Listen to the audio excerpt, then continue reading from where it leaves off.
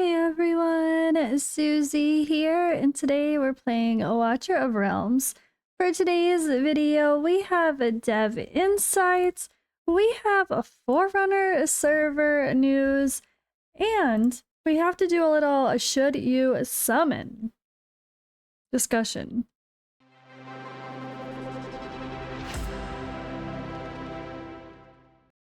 Alrighty, so I think we'll start here because this is an interesting discussion and it's probably a hard debate for a lot of people because it's got a pretty enticing option here. So this is a choice divine summoning banner. Divines. So you are gonna be, and of course right after I just did the other thing, but I ended up getting the hero anyway. But this is for only divines, not spirits. My first thought when I saw this banner back was just assuming it was spirits. I didn't even realize it was divines. But this is only your legendary summoning crystals. So, should you summon this weekend using your legendary divine summons on this banner? Hell yeah, you should. So for one, it comes with Lyra, who is fantastic and who just got a buff. Or fixes as well. Buff, right? Buff. She's got some good awakenings here. She is very strong versus bosses, and she's one of the most important heroes to be used for the esotericist faction trials as well. She made it a lot easier, although we have Alara now, so if you have her, she makes everything easier, so you might not even need Lyra anymore. But anyway, Lyra comes with that buff removal, which is only on a few heroes still. She's very impactful, but it's not just that. It's you get to choose. So you get to choose another legendary hero that you don't own to go with her on that banner. So if you don't have Lyra or have her maxed out, and there is a key hero or two that you really, really want to pull, absolutely an amazing time to summon. Should you summon on a basic 2x event? Probably not, honestly. And Surprise Invocation of Spirits, 1+1 events. It's a really hard debate now. If you do want to just summon because you're a newer player and you want to get more characters in your account, maybe you don't have a lot of legendaries, 1+1 or 2x are now similarly sounding, but very different still.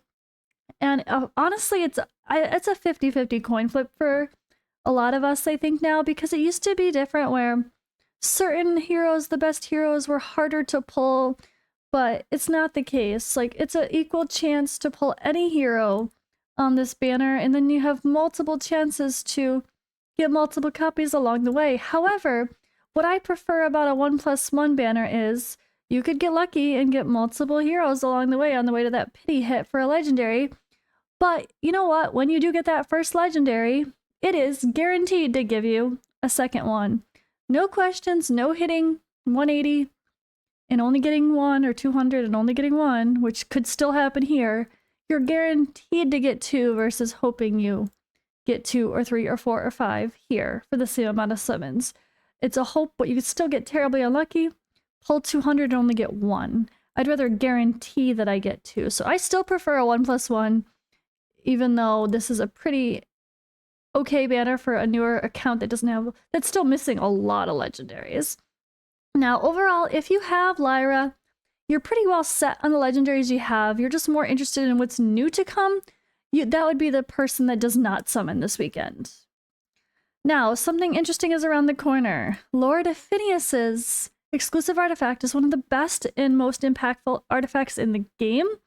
That this adds so much if you're going to use him in the boss content like Abyss. So Soul Cadence plus Lord Phineas is huge, one of the best combos for that boss still, and you have to have the artifact. It can be a base level of the artifact. Lord Phineas doesn't even have to be maxed or anything, but you want the artifact. Like, this is the key. And that they're doing a shard assembly event for his artifact, I can assume he might be on next week's banner as well. So if you don't have Lord Phineas, but you do have Soul Cadence, it could be a fun time to maybe consider saving your summons for that banner because if you don't need like Lyra, if you want to have a better chance to get him, or pull your divines here, save your invocation of spirits if you need a Lord Phineas, because I don't think they would be doing his artifact without also running his event, but I don't actually know what the events are next week, so it's possible, but I doubt it. Alright, I hope that helps. For should you summon discussion, there are no ancient banners this weekend, so we get to take a break and save. Alright, now let's head over to Discord. Oh, let me switch my screen here. So we have Forerunner server news. It's a bit short, so I'll just start there. So last Forerunner server news brought the exact details here. Yeah, it was the exact. The update that we just got came to the Forerunner server over a week earlier. So this was on the 4th for the 4th at night, and we got it on the 15th. So we got it like 11 days later. This exact update came, right? Almost exactly. Yeah, no, pretty much exactly. Yeah. Except for this. We didn't get the new boss, right? We didn't get the new Titanic Ruins boss yet, because that's still on the... That went to test server and Forerunner server, but everything else came to... Like, all this stuff is going to feel very familiar. All this came to the update. So, this is a good sign of what's to come. So, besides the fact that for Forerunner server, we know that they're getting the Titanic Ruins new boss, Zerbus, Matrix 1 and 2. What else? So, Heroes Araka getting a fix. Fixed an issue where attacks would occasionally behave abnormally when blocking monsters during the ultimate. Again, when they say behave abnormally, does that mean for the good or for the bad? Are they making it worse or better? I don't like that, but whatever. Melvira, another adjustment. Fixed an issue where HP would occasionally fail to restore when resentment status was removed. So she had a little bit of a buff to her kit previously, but now there's a little bit of there was an issue, and now they fixed it. Miller Cause of Illusion added the new Heart of the Volcano Trial Battlefield. In this new trial battlefield, commanders will face new challenges in an environment with limited ground positions. Limited ground positions. Oh boy. So, oh gosh, so Valara can be placed everywhere, so she's just OP again? Of course she is. It's fine. It just reminding me I don't have her. But anyway.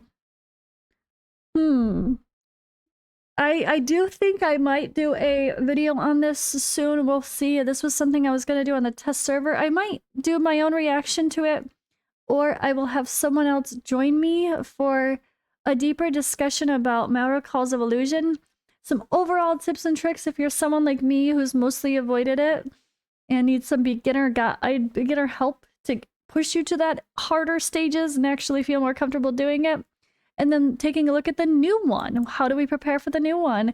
What are the tips for that? I might have someone join me for a collab that's better at Melrix than I am. Kidding, not kidding. I'm just being honest.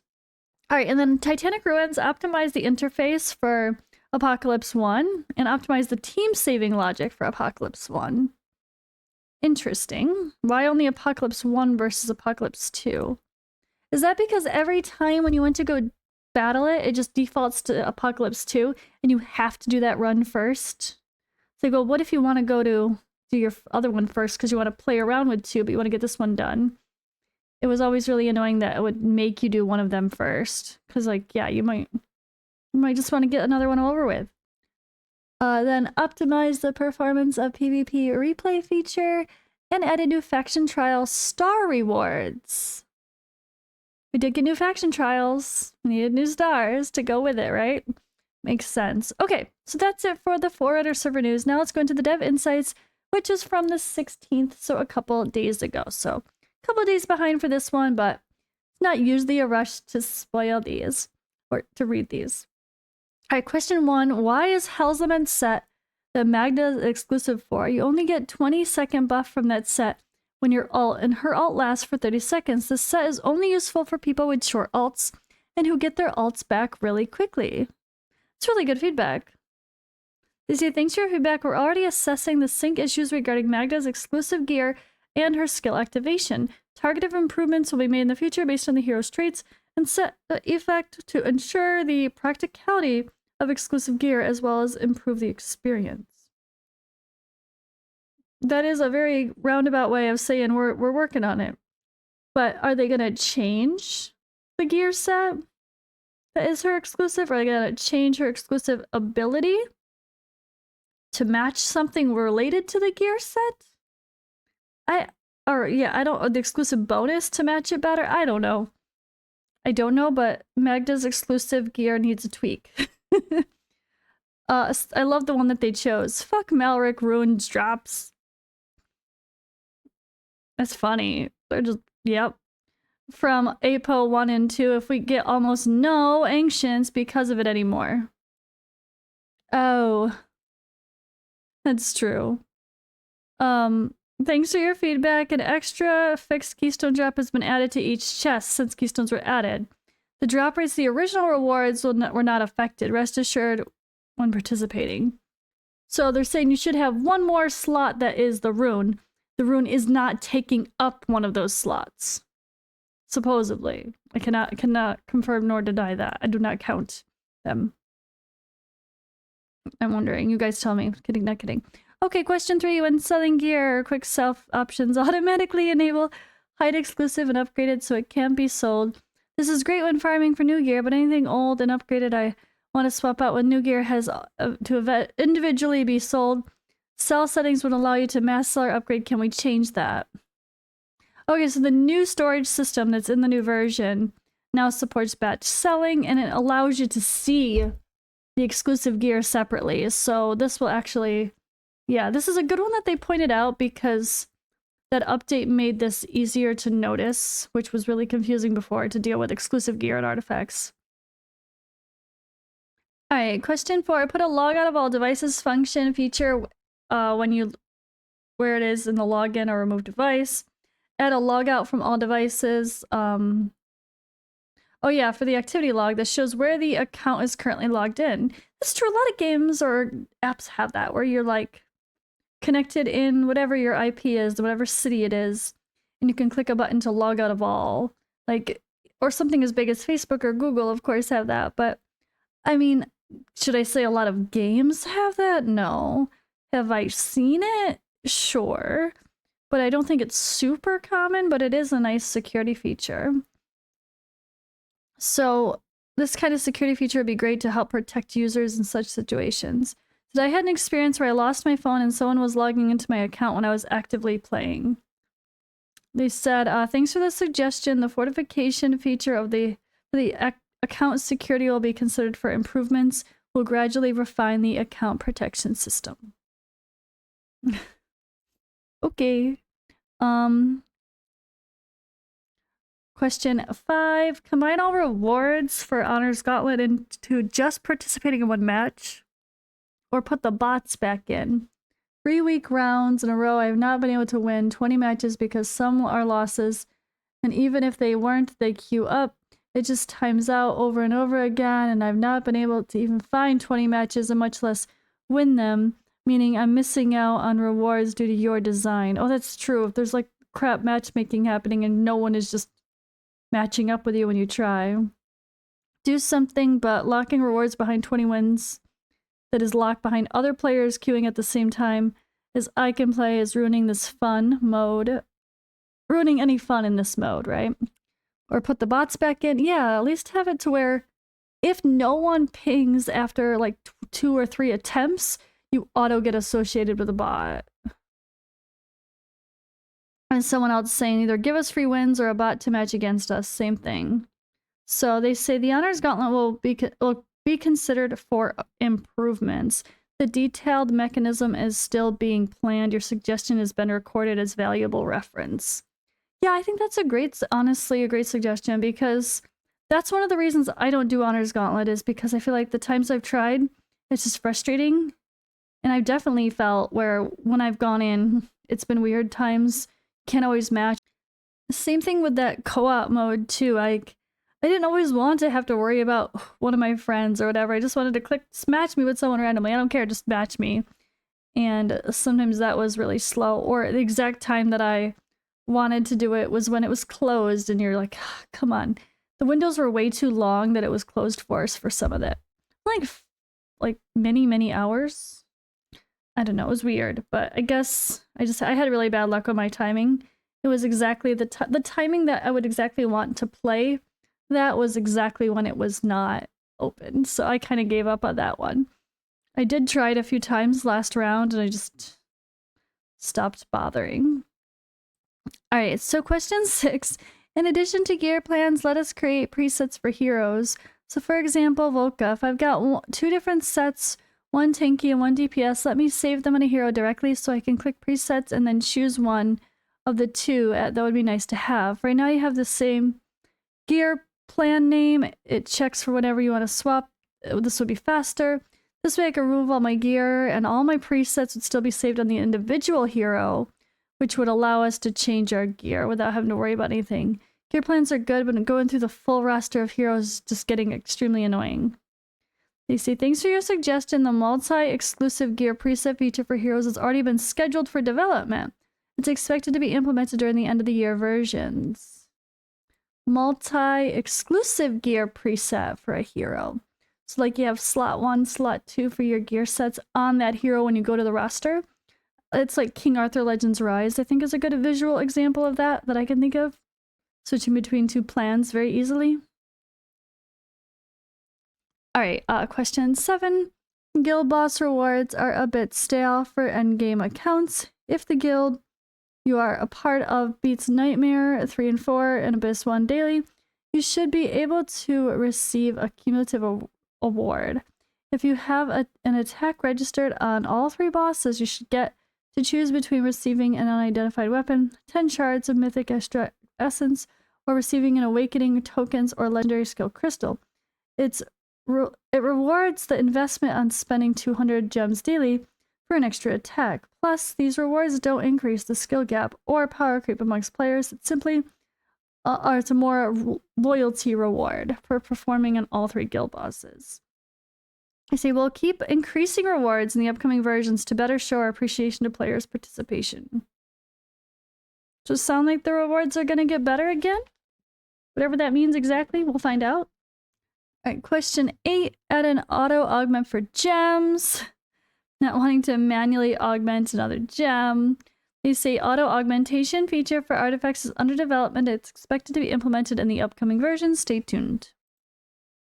Alright, question 9. Last nascent invocation of spirits has been the 29th of March. From what I've seen, the next 2 nascents been with divine. Would be nice to bring back nascents as well for invocation of spirits. Say, please stay close to the attention. Well, that I just dyslexia that all over the place. Thanks for your attention. Please stay close to the in-game. No wonder why. Please stay close to the in-game notice. That didn't read correctly. No wonder I was trying to make it make sense in my head and verbally as well. Please pay attention to the in-game notices for a detailed release date of nascent invocation of spirit summoning banner. So it must be coming again, which would be good because I'm only missing 1 character. So it'd be nice to have a guaranteed summon banner. Free guaranteed. I'll take it. Please? Okay. Question 10. I don't think it's right to reward players who make poor decision by giving everyone a fiend demon. Oh yeah, the the fiend demon soldier. If this is gonna happen, then the initial box should be given so the players who chose the fiend in the first place can get the frost soldier that was offered instead. So this is their way, what they ended up doing instead, which I like. Thanks for your feedback, every player is able to obtain both Grotesque Fiend and Frost Guardian by completing the new achievement, Win 5 GVG battles. This design is to offer all players the chance to experience multiple playstyles instead of merely compensating for specific choices. The way of obtaining the reward is made fair and public. Please rest assured when participating. Alright, and please, question 11. Put epic and legendary void cores in the dungeon shop. Yeah, this legendary void core, I didn't even realize how many I had, and I almost level 5'd my grotesque fiend yesterday. Almost. He's level 4. I'm happy for that. That's so cool. Or it's a little bit busted, but whatever. And I was like, people were talking about, oh, I don't know how I could go against any level 5 grotesque fiend. And I'm like, how do people have a level 5 already? It's from those chests. It's random. I completely forgot about the void cores that are like the universal material, which I was going to use to do my little, forget his name, the flying one that's really strong, that's legendary. I was saving it for that, but then this guy came out, so much for that. He's just gonna have to wait longer. Alright, question 12. Arena should be a showcase of champions and gear, and not a test to see who can cheese the BP system. I recommend changing the stats of mobs based on the current tier you're in, instead of enemy BP. There's no reason for someone with 150 less BP should be beating teams that are decked out in the best gear in the account. If you streamline the stats, defenses should be better planned, auto would be more consistent, and the showcase of gear would actually be shown, not how good are you at cheesing the game. That's true. It's such a weird thing that it's so centered around BP. He said the rank BP protection mechanism in the arena will be further improved in the next season update. Stay tuned. All right. Question 13. What's going on with Brave Conquest? It has been increased by points, but the rewards are lower. Before it was gems at 50, 100, and 200. Now it's 20, 40, and 40? What the hell is going on? Just like Corridor Glory rewards are reduced. It's not okay. So they reply, we verify that ever since their debut, Brave Conquest and Corridor Glory events have never had their rewards reduced. If a player has encountered a display error of rewards, please contact customer service and provide them with a detailed account and screenshot. We will investigate it. So 5100 to, so was there?